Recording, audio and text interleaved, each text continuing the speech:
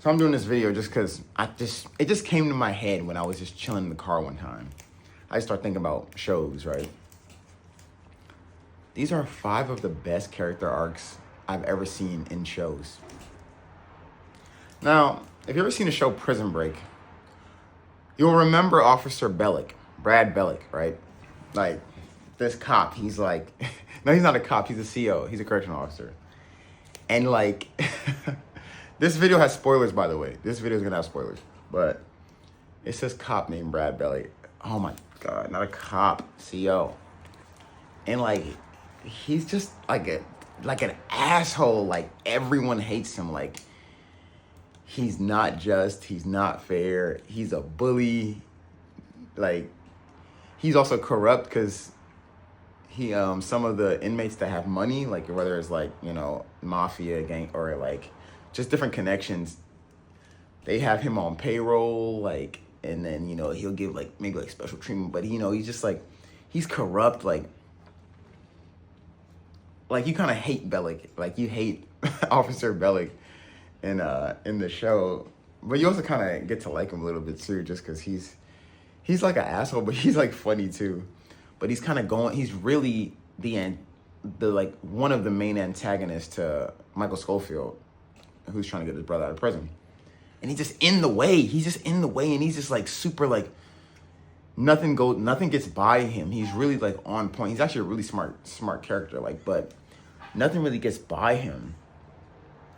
But after season 1, they go into another prison, like they're trying to like, or they're like on the run. I can't remember. Like, I haven't seen the 4th season of Prison Break. I watched the first 4 seasons. I didn't watch the 5th season because that came out years later and it wasn't the same. I tried to watch it, but like, he sacrificed his life so the rest of the, like, he goes from being this asshole CEO to getting straight bullied when they escaped, and then they ended up going to a new prison. I think it's called Sona. And like, Bellick just ends up getting like wrecked. Like, he gets bullied. Like, it's just crazy. Like, it's like everything he was doing to the inmates at Fox River happens to him at Sona. But then when they escape Sona, Bellick, like, there's something happens to where they're in a tunnel and they all can't get through, and like, Bellick sacrifices his life for the rest of the inmates. The same inmates that he was like an asshole to. And then he talks about like how one of the inmates, Lincoln, who was on death row, has a son, and go be a father for your son, just go. And I'm just like Bellick having this humility and this humbleness, it was just a crazy character arc. And it's an arc from a character you wouldn't even expect to have an arc. Like, but hey, yeah, Brad Bellick, man, for sure. Now, the second one I have is gonna be Jaime Lannister from Game of Thrones. Now, Jaime Lannister, he's like this character that's like, he's also like this asshole, but he's also like supposed to be like charming and has this charisma, but he's also like the top knight in all of King's Landing and like Westeros in general. Like, he's just he's this character that's just supposed to be like, no one's messing with Jaime Lannister. He's the king.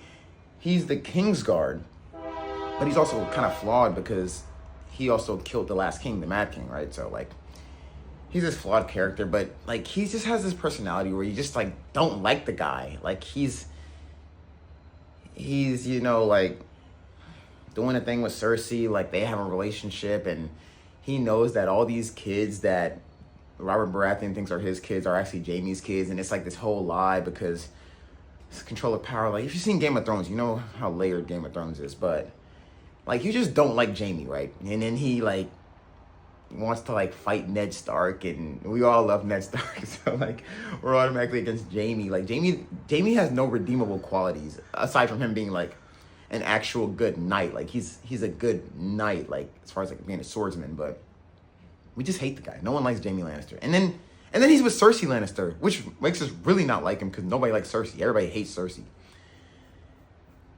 Now Tywin Lannister, we like Tywin Lannister. That's different. But and Tyrion, but he somewhere in one of the seasons, I haven't seen it in a little while. He gets his arm cut off. Like he gets his hand cut off by these dudes, and like then his hair gets cut, and he just goes through this arc where he's really humbled.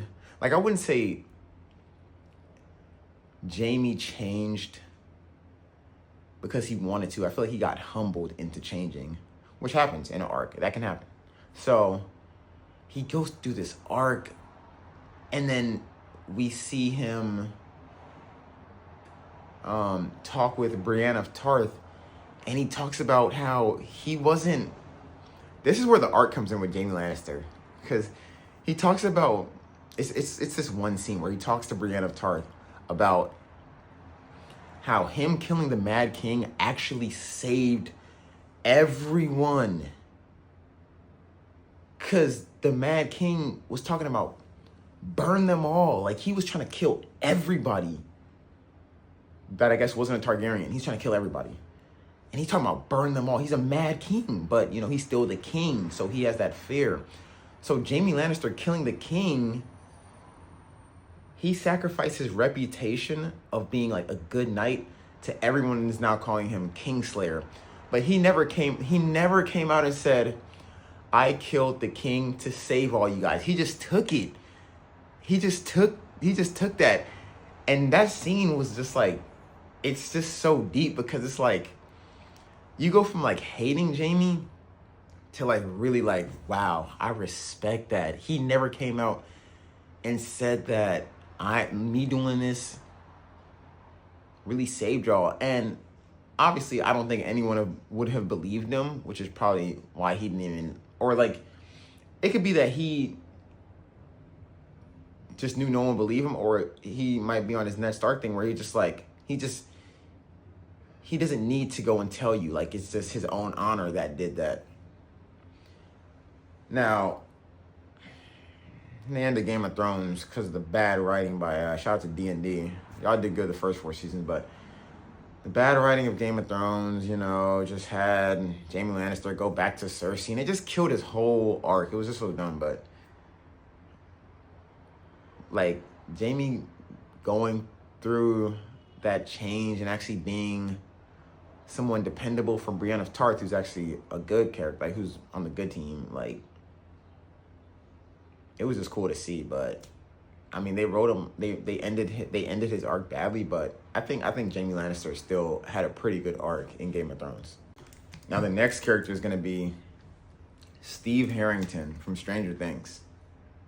Now, earlier on in Stranger Things, like, Steve is just like, it's like he wants to be a jock, and he got this girlfriend, and he's just this cool dude, and he's like, he sees this character, Jonathan, Will's brother, and he like, I remember one scene, he like took his camera and he just broke his camera, and he just like, what you gonna do about it? Like, he's just like a bully, like this just asshole dude. Like, nobody likes Steve, right? But like, man, he has one of the absolute best character arcs, because the other 2 arcs, Jaime and Bellic,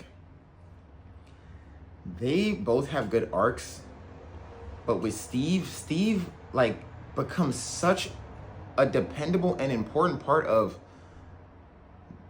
the next seasons of Stranger Things after, I don't remember what season, maybe like after season 1 or season 2. Like, I haven't seen Stranger Things in a little minute, but like, Steve just goes from being this asshole character, this high school jock, high school bully, whatever, to like being such an important part of the story. So like, he befriends Dustin, like everyone knows Dustin, everybody likes Dustin.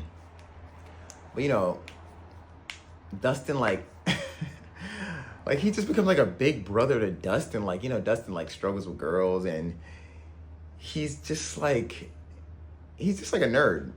And like, Steve, like, kind of just becomes like a big brother to Dustin, but he also like is also they're like fighting other things in the Upside Down with everybody. Like Steve is just becomes such an important part of the story. And then, oh my God, like with Robin, like the friendship between him and Robin, like he would have never, like early Steve would have never been friends with a character like Robin, because Robin's just like, she just does her own thing. Like she's not like the cool girl who Steve would hang out with, but he actually grows to the point where he actually likes her. Like he actually likes Robin. And you know, even though Robin turns out not to like Steve,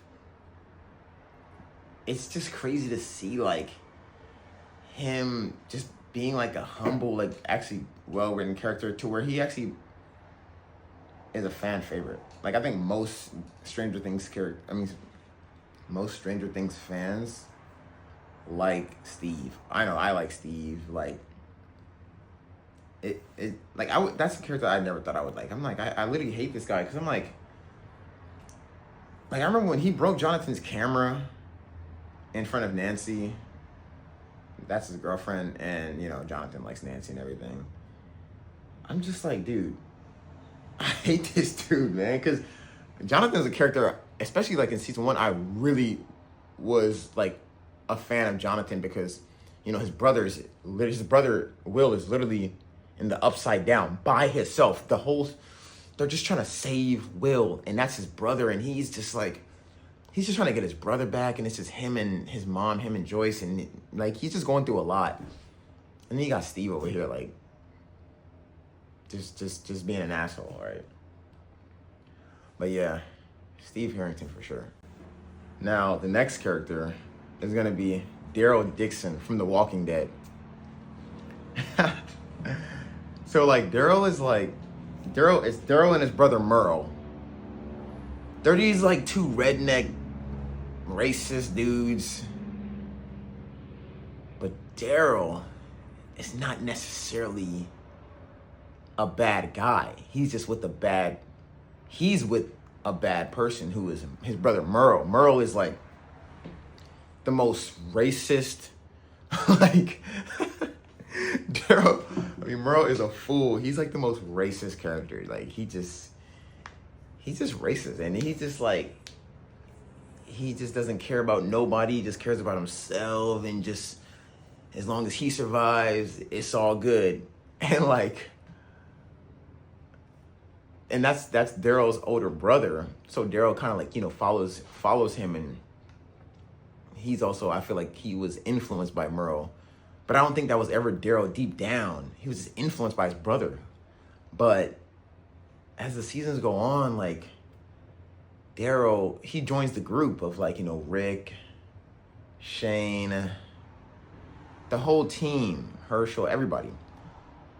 And him and his crossbow, because, you know, him and Merle separate because Merle gets handcuffed on the top of a building. Because, you know, they're just like, this dude's gonna kill us. He's gonna kill one of us because he's just a freaking racist, and he just wants to. He just cares about himself. So he gets handcuffed and, you know, they get separated. And Daryl just really steps up as like an important part of the group, and like it's him and his crossbow. And he just becomes like a fan favorite, man. I think her name is Carol. Oh my God, I can't remember her name. I haven't seen Walking Dead in a long time, but I think it's Sophia's mom, the one who was getting beat by Ed, and Shane beat the hell out of Ed. That lady, I forgot her name. I think it's Carol. Who they also say, even though I didn't finish all of Walking Dead, I stopped after season 4. They said like she like had a crazy arc, but Daryl Dixon, man, like he was definitely a very dependable character for the rest of the group. Like, shout out to Daryl, man. Yeah, shout out to Daryl. And oh my God, and like his hunt for Sophia. Sophia was a girl like in the group that got like lost. She ran away during an invasion, like a walker, like one of the, like a horde. It was a horde, and Sophia got lost. And like Daryl was trying so hard to find her. Like he really cared about that little girl. And like you just feel for him. And then, you know, when it turns out that she's a walker, like she turned to a walker, was just, I know that hit Daryl deep. I know that hit Daryl deep because, you know, he really cared about her. And that is the daughter of the lady he was ended up being with. Like, man, yeah, definitely Daryl for sure. So the last one I have is Sawyer from Lost. Highly recommend seeing Lost if you haven't seen Lost. But Sawyer's this character, like when the plane crashes on the island and stuff, and everybody's starting to realize what happened and all this stuff and all the survivors and everything. Sawyer is just this, like, he's like racist too. More like subtly racist, but like he's just one of those dudes that just does his own thing. Like it's like a same thing with kind of like Merle, like in a survival situation. Sawyer's just gonna do his own thing. And like he just had a name for everybody. Like like if you Asian, he calling you this name. If you black, he calling you this name. If you Middle Eastern, he calling you this name. Like he just got a name for everybody. Like just this, like he's just a fool. Like if he, like he'll judge like anything about you, he's gonna judge you. And like no one likes Sawyer. Like he's just like an outcast. It's like, but he wants to be an outcast because he doesn't want to follow the group. But like Sawyer goes from that guy to just like everybody else in this arc, becoming a very dependable character for the team. Like